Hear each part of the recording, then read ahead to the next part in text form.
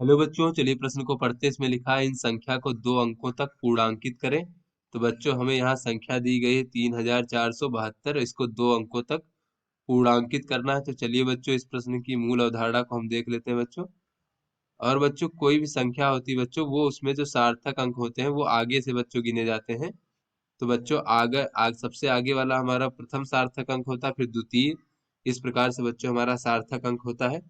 तो अगर हम किसी भी संख्या को पूर्णांकित करना है बच्चों, तो पूर्णांकन के नियम देख लेते हैं बच्चों। तो पूर्णांकन करते समय बच्चों जो हमारा उपेक्षणीय अंक है, जैसे कि बच्चों यहाँ पर लिखा है 1 2 3 4 5। तो बच्चों यहाँ पर मान लीजिए कि हमें 3 अंकों तक पूर्णांकन करना है बच्चों। तो ये हमारा ये प्रथम अंक हो गया, द्वितीय, ये तृतीय। तो बच्चों 3 अंक के बाद जो हमारा चौथा अंक होगा वो हमारा उपेक्षणीय अंक होगा। तो यहाँ पर बच्चों हम पूर्णांकन संबंधी नियम देख लेते हैं बच्चों। तो यदि उपेक्षणीय अंक 5 से कम है बच्चों,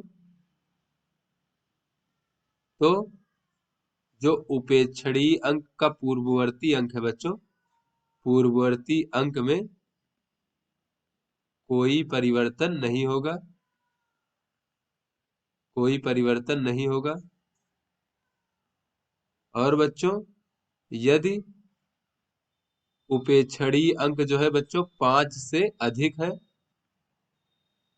5 से अधिक है, तो पूर्ववर्ती जो अंक है बच्चों, अंक में एक एक की बढ़ोतरी हो जाएगी बच्चों, एक की बढ़ोतरी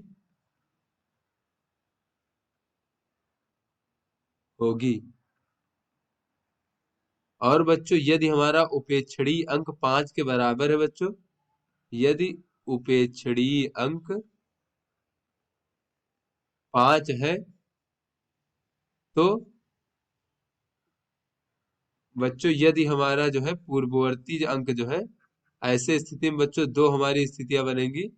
यदि बच्चों हमारा पूर्ववर्ती उपेक्षणीय अंक 5 है, तो यदि बच्चों पहली स्थिति, यदि पूर्ववर्ती अंक सम है, कोई सम संख्या है, तो अपरिवर्तित रहेगा बच्चों पूर्ववर्ती अंक।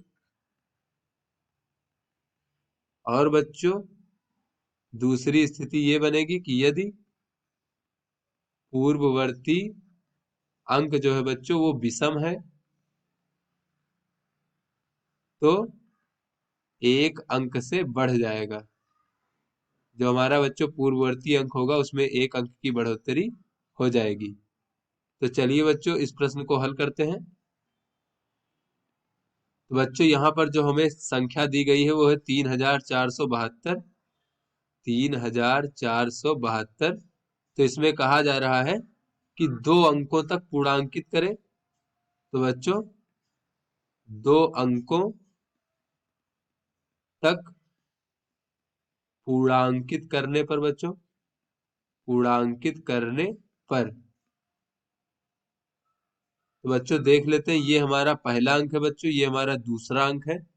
तो उसके बाद बच्चों ये जो 7 है हमारा, ये हमारा उपेक्षणीय अंक है। तो बच्चों जैसा कि हमने मूल अवधारणा में देखा, यदि उपेक्षणीय अंक 5 से कम है तो पूर्ववर्ती अंक में कोई परिवर्तन नहीं होता बच्चों। तो यहाँ पर बच्चों उपेक्षणीय अंक हमारा 7 है बच्चों, जो कि 5 से अधिक है। तो बच्चों यदि जो है उपेक्षणीय अंक 5 से अधिक है, तो पूर्ववर्ती अंक में 1 की बढ़ोतरी होगी। तो बच्चों इसका जो पूर्ववर्ती अंक है यानी कि 4, इसमें बच्चों 1 की बढ़ोतरी हो जाएगी। और बच्चों ये 4 की जगह 5 हो जाएगा। तो इस प्रकार से बच्चों हम इसको लिख सकते हैं। तो बच्चों ये पूर्णांकित करने पर जो हो जाएगा बच्चों, हमारा हो जाएगा 3। और बच्चों 4 में 1 जब बढ़ जाएगा तो 5 हो जाएगा। और बच्चों बाकी ये जो संख्या के 2 स्थान है, इकाई और दहाई वाले स्थान, यहाँ पर बच्चों हम 0 0 इस प्रकार से लिख देंगे। तो बच्चों यहाँ पर इसमें कुल सार्थक अंक कितने हो जाएंगे बच्चों, 1 और 2।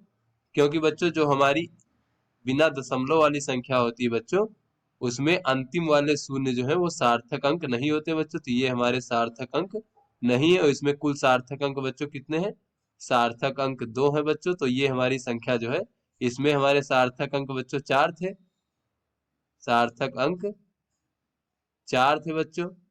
अब इसको हमने सार्थक अंक 2 तक जो है पूर्णांकित कर दिया है, तो इस प्रकार से बच्चों ये 3500 हो जाएगा। तो आशा करते हैं बच्चों आपको समझ में आ गया होगा। धन्यवाद।